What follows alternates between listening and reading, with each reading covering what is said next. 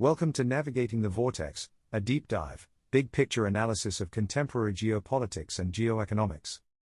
Today, despite superficial consensus at the NATO summit, the US has abandoned Ukraine. But the lack of US commitment to containing Russia is as much a threat as an opportunity for Europe. Recent news from Ukraine has generally been bad. Since the end of May, ever larger Russian airstrikes have been documented against Ukrainian cities with devastating consequences for civilians, including in the country's capital, Kyiv.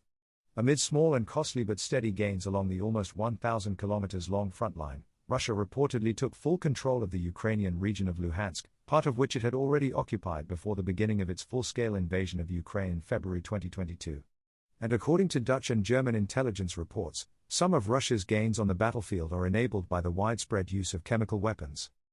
It was therefore something of a relief that NATO's summit in The Hague did not upset the proverbial apple cart.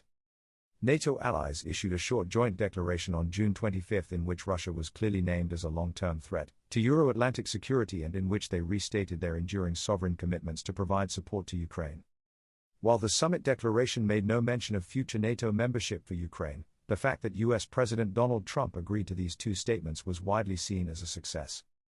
Yet, within a week of the summit, Washington paused the delivery of critical weapons to Ukraine, including Patriot air defense missiles and long-range precision strike rockets.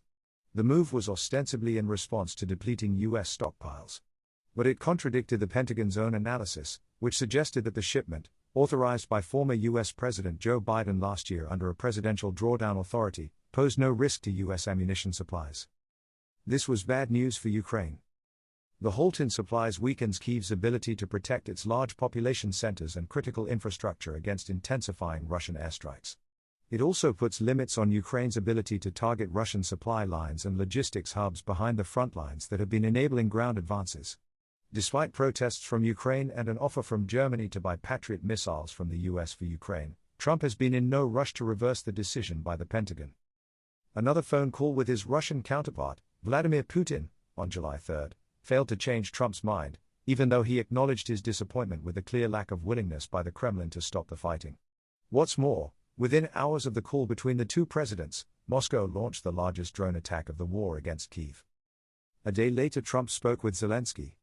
And while the call between them was apparently productive, neither side gave any indication that US weapons shipments to Ukraine would resume quickly. Trump previously paused arms shipments and intelligence sharing with Ukraine in March 2025 after his acrimonious encounter with Zelensky in the Oval Office. But the US president reversed course after whatever concessions he had been after were forthcoming, whether that was an agreement by Ukraine to an unconditional ceasefire or a deal on the country's minerals. It is not clear with the current disruption whether Trump is after yet more concessions from Ukraine. The timing of this latest disruption is ominous, however, coming after what had appeared to be a constructive NATO summit with a unified stance on Russia's war of aggression. And it preceded Trump's call with Putin. This could have been read as a signal that Trump was still keen to accommodate at least some of the Russian president's demands in exchange for the necessary concessions from the Kremlin to agree, finally, the ceasefire that Trump had once envisaged he could achieve in 24 hours. If this is indeed the case, the fact that Trump continues to misread the Russian position is deeply worrying. The Kremlin has clearly drawn its red lines on what it is after in any peace deal with Ukraine. These demands, virtually unchanged since the beginning of the war, include a lifting of sanctions against Russia and no NATO membership for Ukraine, while also insisting that Kyiv must accept limits on its future military forces and recognize Russia's annexation of Crimea and 4 regions on the Ukrainian mainland. These demands will not change as a result of US concessions to Russia but only through pressure on Putin. And Trump has so far been unwilling to apply such pressure in a concrete and meaningful way beyond the occasional hints to the press or on social media. It is equally clear that Russia's maximalist demands are unacceptable to Ukraine and its European allies. With little doubt that the US can any longer be relied upon to back the European and Ukrainian position, Kyiv and the old continent need to accelerate their own defense efforts.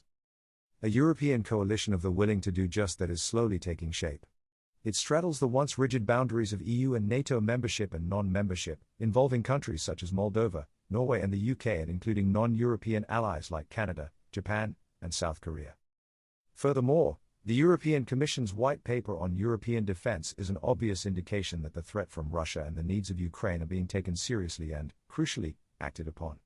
The Commission is mobilizing some €800 billion, £690 billion, in defense spending and will enable deeper integration of the Ukrainian defense sector with that of the European Union. At the national level, key European allies, in particular Germany, have also committed to increase defense spending and stepped up their forward deployment of forces closer to the borders with Russia. US equivocation will not mean that Ukraine is now on the brink of losing the war against Russia. Nor will Europe discovering its spine on defense put Kyiv immediately in a position to defeat Moscow's aggression. After decades of relying on the US and neglecting their own defense capabilities, these recent European efforts are a first step in the right direction. They will not turn Europe into a military heavyweight overnight. But they will buy time to do so. A big thank you to all of our readers, listeners, followers and subscribers.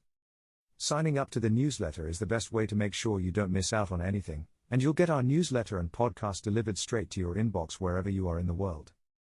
Importantly, you'll also be able to read the full written version of all of our pieces, which gives all of the background links to the information we cite in case you want to dive deeper and, like us, like to look at primary sources and check your facts. You can register for free at navigatingthevortex.com. You can also subscribe for subscriber-only access to comments and chats and other special subscriber-only benefits. You can find all these details in the podcast show notes as well. We hope you'll share Navigating the Vortex with anyone you think might find it of interest. If you like the show, please consider rating and reviewing us on Apple Podcasts or wherever you are listening.